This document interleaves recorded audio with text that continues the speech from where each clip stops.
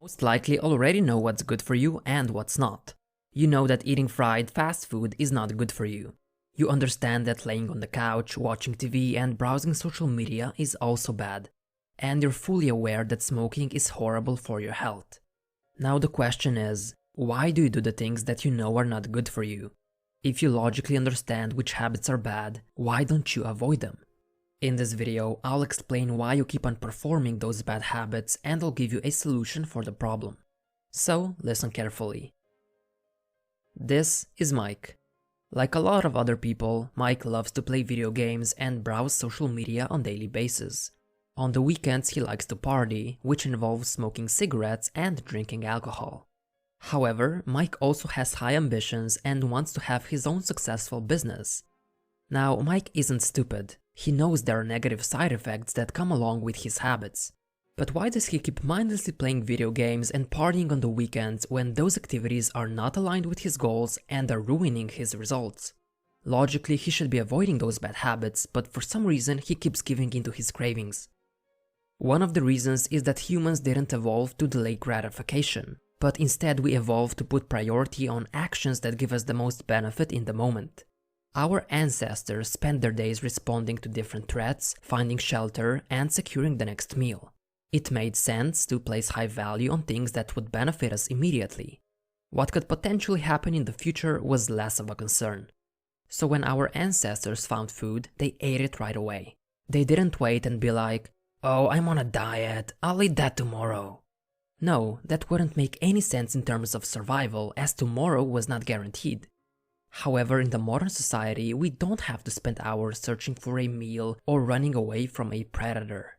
Instead, today we live in a delayed return environment.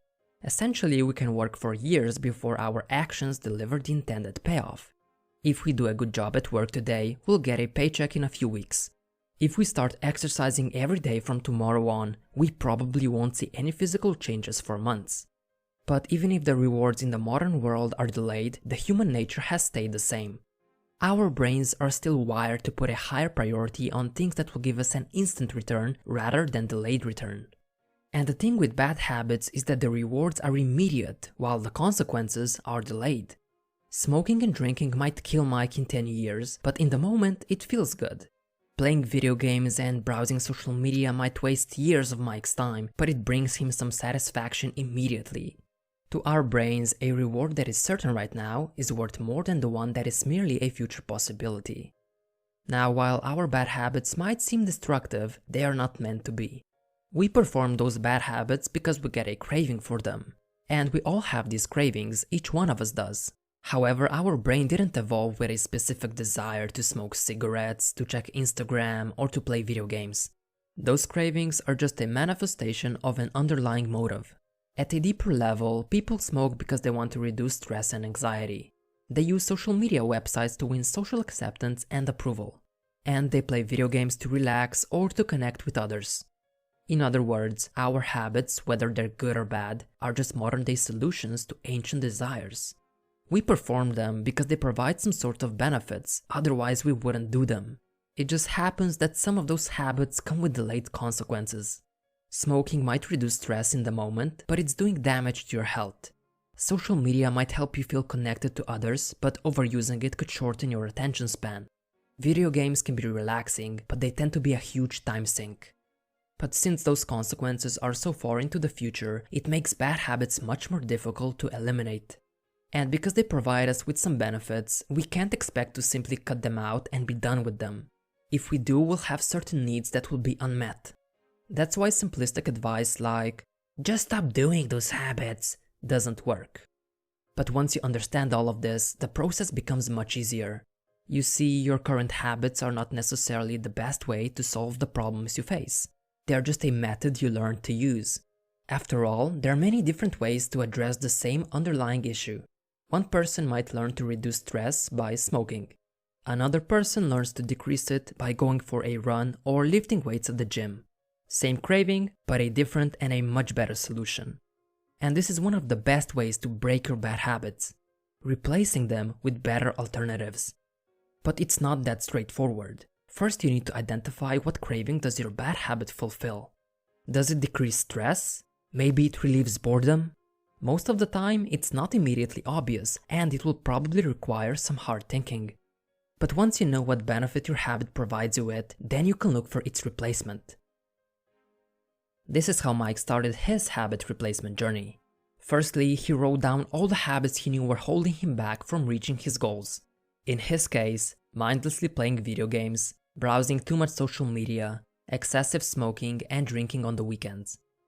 Secondly, he identified what triggered those habits. Mike found out that he played video games whenever he was stressed. He browsed social media whenever he was bored. And he went out partying on the weekends because that was his way of connecting with other people.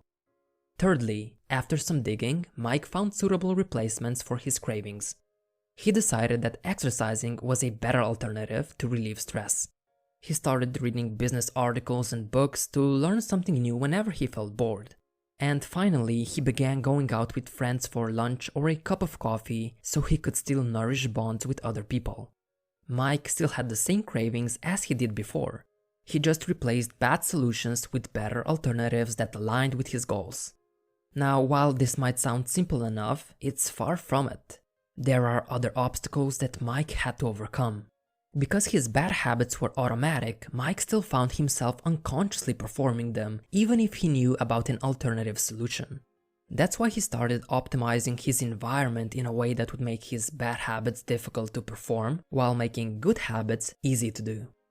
Our environment has a big impact on our behavior, and it was no different for Mike. His video games were always in a visible place and easily accessible. So Mike uninstalled his games, unplugged his console along with everything else, and hid it in the closet. Where his gaming station once was, there is now a gym bag waiting, primed and ready to go. You might think that this wouldn't work. After all, Mike could always just drag his console back from the closet, plug it back in, and install the games again. Sure, it's only 5 minutes of work, but he would have to get over this extra obstacle he set up for himself. And it worked wonders. Instead of automatically grabbing the controller and playing like he usually did, this extra hurdle allowed him to rethink his behavior. And because his gym bag was already waiting there, that made his decision to go to the gym much easier. He didn't have to search for gym clothes or get the bag ready. It was already waiting. Video games, however, were not. Mike did the same with his social media habit. However, he couldn't just hide his phone because he needed it for work purposes. Instead, he optimized it in a way that would serve him. Mike deleted all social media apps. He replaced them with links to articles, and he downloaded an app for digital books he wanted to read. Sure, he could still access social media through his web browser, but again, it added an extra hurdle to overcome and it allowed him to reconsider his behavior. So he opted for an easier option, which was already waiting for him. By manipulating surroundings to work in his favor, Mike dramatically increased his chances of succeeding with habit change. And you can do the same. Another problem Mike faced was that his replacement habit wasn't as satisfying, at least not yet. So he had to find a way to encourage himself to continue pursuing his new habits. Mike decided to use a reward system to motivate himself.